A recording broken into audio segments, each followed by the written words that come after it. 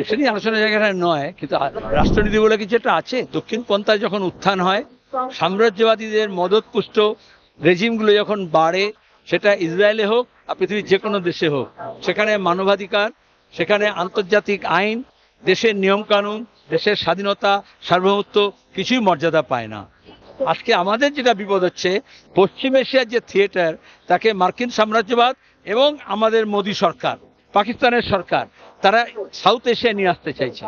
পশ্চিম এশিয়ায় যা যা ঘটছে গত 50 বছর ধরে, সেটা দক্ষিণ এশিয়া ঘটানোর উপক্রম হচ্ছে।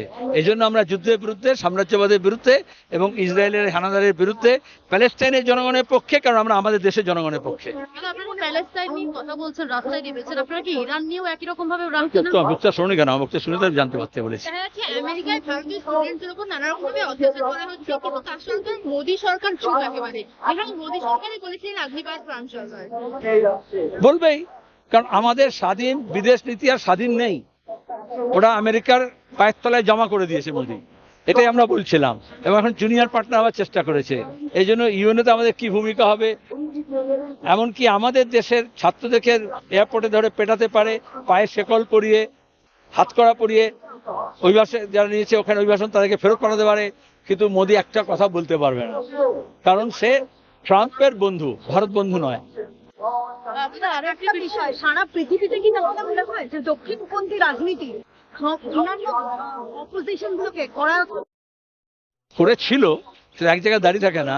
এখন সেই দক্ষিণপন্থার নগ্নরূপ লোকের সামনে চলে এসছে। দক্ষিণপন্থা মানে হচ্ছে যুদ্ধ, অশান্তি, মিলিটারি ইকুইপমেন্টস, এবং তার সঙ্গে হচ্ছে উন্মাদনা, আর সেখানে হচ্ছে ঘৃণা। সেখানে মানুষ একটা সময় এই বর্বরতা থেকে মুক্তি পেতে চায়, তখন আবার বামপন্থার দিকে ঝুঁকছে। এই জন্য আজকে গোটা বিশ্বে, খোদ আমেরিকায়ও, প্যারিসেও, লন্ডনেও হাজার হাজার মানুষ প্যালেস্টাইনের পক্ষে কেন নামছে?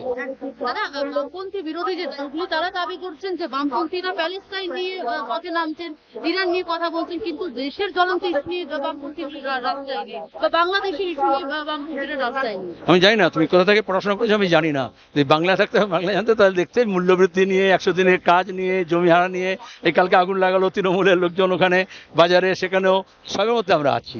মুর্শিদাবাদে যখন দাঙ্গা হলো, কে গেছিল সবার আগে? খবর রাখো, তুমি একটু পড়াশোনা করো।